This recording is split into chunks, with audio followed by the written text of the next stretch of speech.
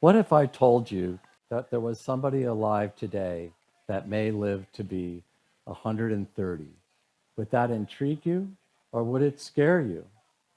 And people living to 100, if you could live to 100, would you want to live that long? Well, today we're going to be talking about something that affects all of us, how old we live, but also how old we live well. Imagine it not just reaching 100, but actually doing so active, healthy, and independently towards the end of your very long life. Speaking of a long life, there's Jeanne Calment, who was this lady in the south of France who lived to 122 years and 164 days, the world record. Impressively, she did so living independently to the age of 116. So now we're going to explore what we can learn from centenarians and those who live to 100 and older, how their stories and biology may hold the keys to living longer and healthier lives. To begin, let's start with some definitions. Lifespan is the oldest ever member of a species. For humans, that's Madame Calment, who lived to 122. Average life expectancy is the average age at which people die for a population. Here's a graph showing average life expectancy over the past 120 or so years. In 1900, average life expectancy was just 46 years.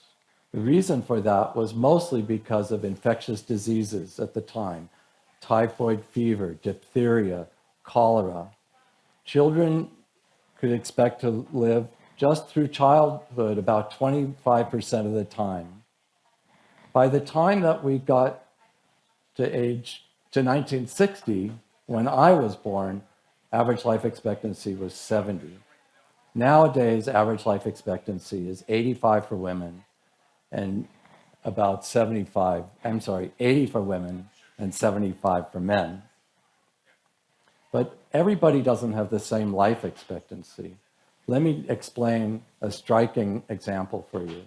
Here in Back Bay, in a well-to-do neighborhood, average life expectancy is 92 years.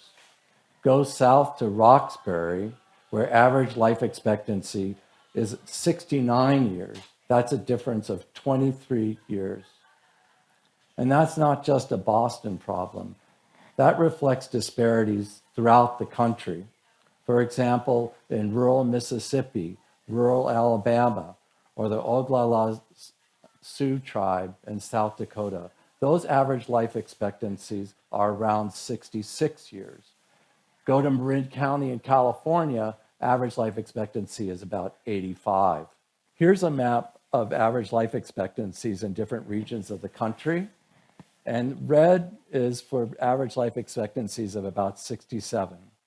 Blue is average life expectancies of 87, a 20-year difference. You'll see a concentration of the lower life expectancy in the southeastern United States and in Native American lands. Now, what could be the cause of such disparity? Socioeconomic inequality. People in lower income areas face challenges such as poor housing, inadequate education, poor access to health care, poor diet, and much more stress. Systemic racism compounds these disparities, leading to worse outcomes for African American and Native American populations. These are the conditions that shape health and ultimately how long we live. To put it bluntly, where you're born, how much money you make, and the color of your skin are key determinants of life expectancy in the United States.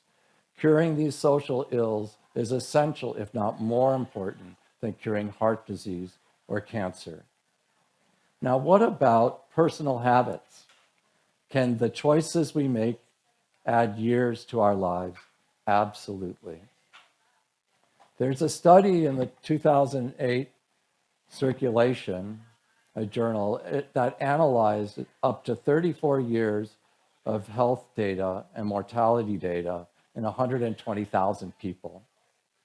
That study found that there were 5 key health habits that seemed to play a big role in life expectancy. Those health habits were a Mediterranean diet, 2.5 hours a week of exercise, avoiding obesity, not smoking, and having just moderate alcohol use. Now, more surprising, however, is the fact that for people who embraced all 5 of those habits, they experienced an amazing increase in their life expectancy. Women could expect a 14-year increase in their life expectancy living to the age of 93 if they embraced all 5 habits. Men could do so, experiencing a 12-year increase living to an average of 88 years. Let me show you a little bit more about those numbers. This is a graph showing the number of habits, 0 through 5, for women and men, and the added years that they got with adding each habit. The women who had none of those habits, they had an average life expectancy of 79 years, basically 29 years beyond the age of 50. But if they then had 5 of those habits, they increased their life expectancy an additional 14 years, living to the age of 93. And men showed a similar pattern. All right, so that's how you get to 93. What about getting to 100 or 105 or even 110? So centenarians indeed are this remarkable outlier. So for people living to 100, they occur at about 1 per 3,000 in the population. Living to 110, our supercentenarians are super rare. They're living at about 1 per 5 million in the population. So how is it that these individuals achieve these incredible ages while most of us do not? Our and others' research is pointing towards an important role of not just genes, but what we call protective genes. And it isn't just one magic gene that counts, but rather it seems that there are a couple of 100 genes that in a combination we call protective genetic signatures.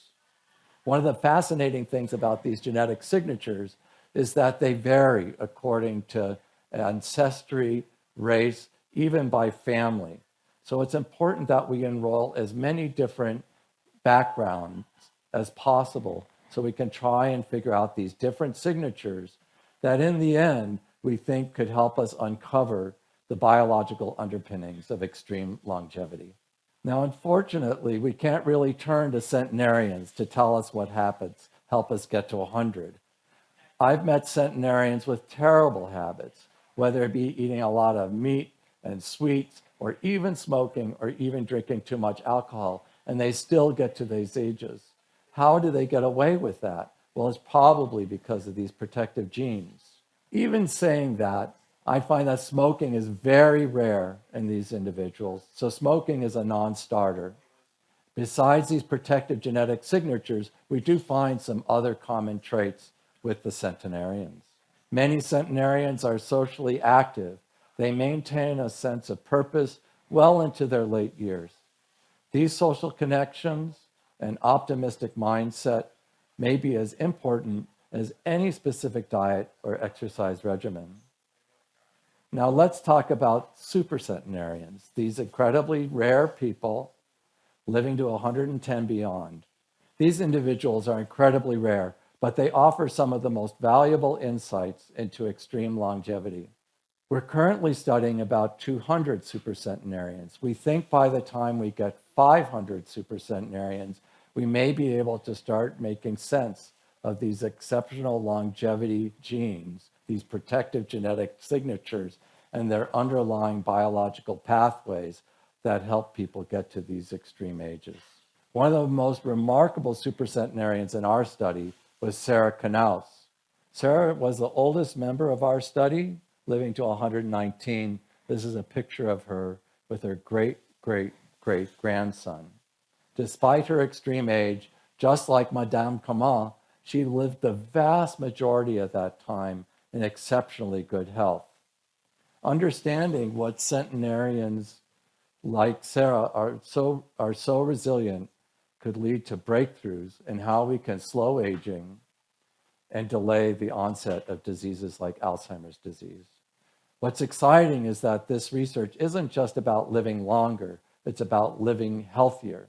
Imagine a world where diseases of aging like Alzheimer's disease, cancer, heart disease are either greatly delayed or entirely escaped. There's another fascinating trait that we've noted with the centenarians, and that is longevity runs strongly in certain families. About half of the centenarians that we've enrolled in our studies mention some longevity elsewhere in the family. If you have a long-lived relative, you may have inherited one of these protective genetic signatures, what we call the longevity jackpot. Regarding centenarian women, we discovered that many of them were having children in their late 30s or even early 40s. When we did the math, we figured out that if you had a child after the age of 40, you had about a 5 times greater chance of living to 100 compared to women who didn't. We believe this is because if their reproductive system was aging slowly, so was the rest of them. Having a child at older age is probably one of our best predictors of a woman living to extreme old age. Now, even if you don't have longevity running in your family, even if you didn't hit that longevity jackpot, don't worry, because you still can stack the odds in your favor by adapting those 5 key health behaviors: a Mediterranean diet, exercising, maintaining a healthy weight, not smoking, and drinking in moderation. Lastly, I want to bring up Jimmy Carter, who's celebrating his 100th birthday today. He's frail now, but even in his mid-90s, he was building homes for the Habitat of Humanity. And he had been doing that for decades. That's a powerful example of a life well lived, a long, meaningful life of purpose. So that's what I believe longevity is, not just about years, it's about quality. While many centenarians hold the genetic keys to extreme longevity, we all have the power to unlock a longer, healthier life through our choices, our habits, and perhaps one day even through scientific breakthroughs. So it's time to decide if you could live your life into your early 90s or even older, healthy and vibrant and independent for the vast majority of that time. Would you want to? Because I know the answer for me, I would. Thank you.